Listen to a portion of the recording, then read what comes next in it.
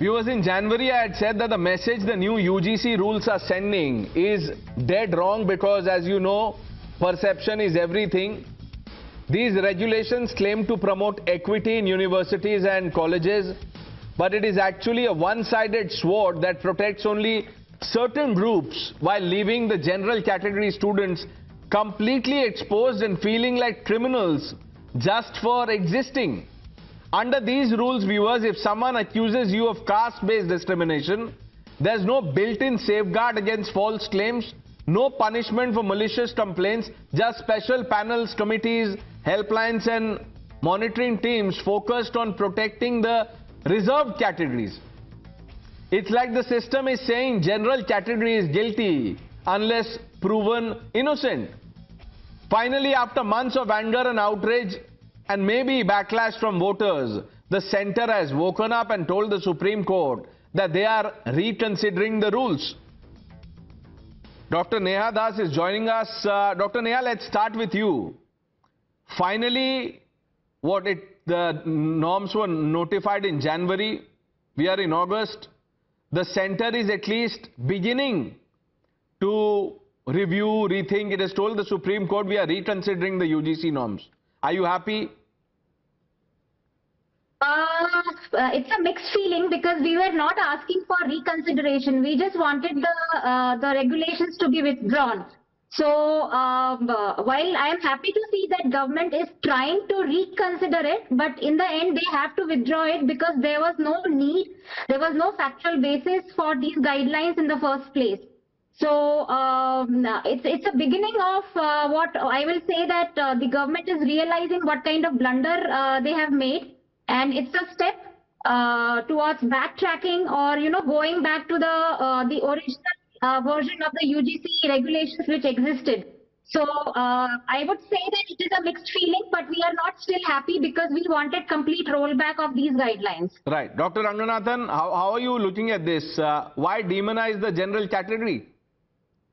No, you're absolutely right, Pranesh. Look, the UGC equity regulations are unjust.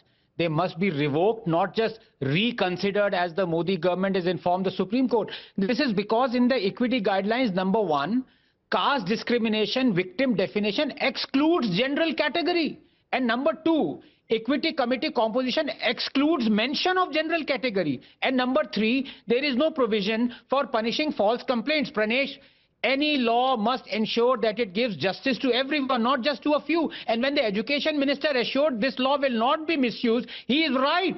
A good law can be misused, but you cannot misuse a bad law. You can only use it. And vested interests were already going to use this bad law for their ulterior motives. Already, if you remember back in January, some spokespersons and activists were advocating slapping fake complaints on general category students to trap them. Look, I am for such a law, and I don't believe it is needless to bring it because the cases are so few. Laws must not be made on the basis of victim numbers. Even one case of injustice merits bringing in a law. But as Martin Luther King said, injustice anywhere is a threat to justice everywhere. It is necessary to correct injustice, but it cannot be corrected by reapplying it. Punishing innocent people for sins they did not themselves commit is not correcting injustice. Pranesh, it is continuing it in its most violent and retributive form. UGC equity laws are an injustice happening on the campuses, which will become a threat to justice happening in the country. I repeat, make this law caste and community agnostic so that any community member facing caste discrimination can use it, any community member versed with caste discrimination can adjudicate it,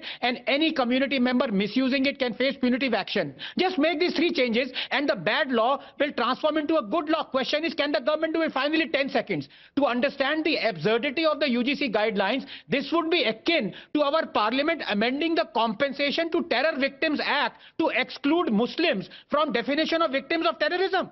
Would the Congress and left parties that are supporting the UGC Equity Act that excluded general category from definition of victims of caste discrimination, would they support this amendment? Simple question.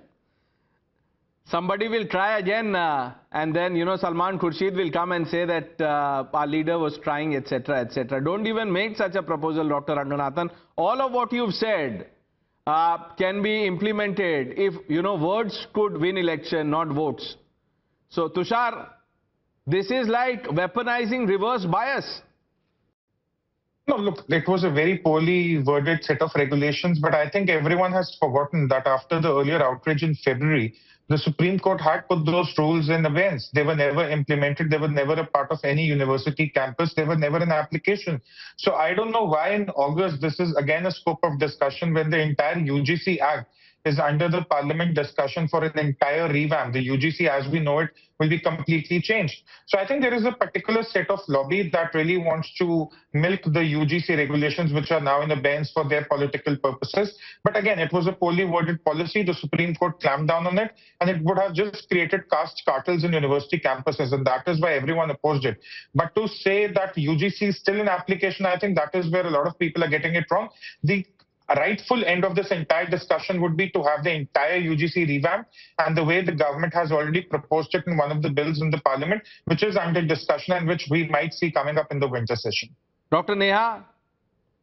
Yeah, I think there's a general, misunderstanding or miscommunication. They think that there was no guideline before. There was already a UGC 2012 guidelines or regulations which were in force and which had enough provisions for safeguarding the SC/ST students. It also had the provision for equal opportunity cell and SC/ST cells. So there was absolutely no need for bringing these 2026 guidelines, and the PIL on the basis of which these guidelines or these regulations were formed was it was the basis of two cases which were Rohit Vemula and Payal Tadvi case, and both the cases were actually proven not to be caste discrimination cases. And there were a lot of other cases, a lot of other reports that they were trying to put in the media saying there was caste discrimination. But when you see the data, there was absolutely no need, because it was actually rarest of the rare cases. If you see in the total number of students which were in 4 crores or 5 crores, and in that if there's only 300 cases or reported cases of caste discrimination which were not even proved, that is something called rare cases, and that were already being taken care with the 2012 guidelines. So there was no need of these guidelines, and therefore there was no need to even actually as an aside, the person who should actually resign is the person who drafted this, and then the one who cleared this draft that led to, so much of outrage and anger. Mr. Mehta, I'll come to you in the end. IP Singh ji, आप उस दिन कह रहे थे कि PDA का जो P है वो पंडित भी है. आज वहां जनरल कैटेगरी के लोग दिल्ली में प्रोटेस्ट कर रहे हैं सर. एटलीस्ट उन्होंने कोशिश की प्रोटेस्ट करने की, एक जगह जमा होने की. आपके नेता गए नहीं वहां पे? प्रदेश जी, जो बीजेपी सरकार है, आपको याद होगा कि 700 किसान शहीद हो गए, 3 काले कानून लेकर आई और थूक कर चाटना पड़ा और वो कानून वापस लिया. उसी तरह से समाज को बांटना, समाज को लड़ाना, आपस में भिड़ाना, उन्हें जेल भेजना, ये सरकार की नीयत है. लेकिन देश की जो सुप्रीम कोर्ट है वो समय समय पर इसको रिव्यू करती है. मैं समझता हूं कि यूजीसी इक्विटी लॉ पर मिल बैठकर दोनों के पक्ष में फैसला होगा और समाज को जोड़ने का काम करना चाहिए, न कि समाज को बांटने के लिए केंद्र सरकार काम करे. मैंने क्या पूछा आपसे? मैंने पूछा कि आपके नेता गए क्यों नहीं? जब यहां जनरल कैटेगरी के लोग आज प्रोटेस्ट कर रहे हैं वहां जंतर मंतर में, आपके नेता क्यों नहीं गए? अगर पीडीए में पी से पंडित भी है तो नहीं. सवाल तो ये तो सवाल बीजेपी से भी उठता है. बीजेपी तो है ही ना सर पैनल में. बीजेपी नहीं है. बीजेपी को तो वहां पे सबक मिल गया बांकीपुर में. वो इसीलिए कह रहे हैं कि यूजीसी हम रिकंसिडर करेंगे. अब उनको धीरे धीरे समझ में आ रहा है. आप लोग कब समझेंगे? बांकीपुर में नहीं मिला, पूरे देश में मिला, और आगे भी बीजेपी को इसका परिणाम, गंभीर परिणाम भुगतना पड़ेगा. No, Pranesh, maybe the Samajwadi Party was there. It's quite a coincidence that in the year when Akhilesh Yadav is trying his outreach to the Brahmins of the Uttar Pradesh state, you have suddenly a protest that claims to represent the Brahmins. No other upper caste, only Brahmins. So who knows, Samajwadi might actually be there. IP Singh ji ko pata hi nahi hai fir. Yes, Mr. Mehta. Why is the Congress party happy that the government has told Supreme Court we are reconsidering it? Pranesh, we know this government is not serious and also is not well intended in terms of the educational policies. They do some offhand jobs and then bite their by their tongues later. Okay, Okay. Now, what they are doing. Mr. Mehta, we don't have much time, but if you had to choose between, because you rejected the Prime Minister's offer given by Dr. Ranganathan, let me give you another offer. If you had to pick between Narendra Modi and Jawaharlal Nehru, who would you pick? 100% Jawaharlal Nehru. What did Jawaharlal Nehru say about merit, Dr. Ranganathan? Ab bataiye inko. No, I don't. Please repeat it. Mekaji will be suspended from the Congress if he agrees with what Jawaharlal Nehru said. Jawaharlal Nehru said that I am basically against caste-based reservation because they promote the second rate. Now, I don't even want to ask Mekaji to say whether he thinks Jawaharlal Nehru was right or wrong. Please don't answer that. It might be your last day in Congress, Mekaji. Mr. Meka. Congress people. We are Congress people. If you take that sentence in isolation, I'll disagree with Jawaharlal Nehru. But you taken that out of context. We know that. Okay? Sir, there is only one meaning, one context of that statement. Yeah, you should be happy that Dr. Ranganathan is standing with Nehru. We will disagree with each other. We are the Congress people. You will disagree with like Nehru? BJP. Okay. Okay, sir. Okay. This is really a truly democratic party. Dr. Neha, last 30 seconds. Yeah, I think I just want to ask Congress spokesperson, what about the Rohit Vemula Act they were planning to pass? It was even more draconian than the UGC regulations. It had not only SC, ST, OBC, it also included minorities in the list of, the oppressed. So that was even more draconian, and it had even more, the provisions for legal penalties as well as jail terms. So what about that? Like you are asking your...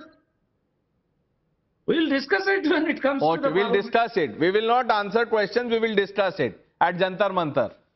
Okay. But do find out when the next foreign trip is and where it is, Mr. Mehta, because the next time we meet, I'm going to ask you. I'm not taking names, but I hope you get the drift. Thank you, viewers, for joining us. The news are coming up on the other side.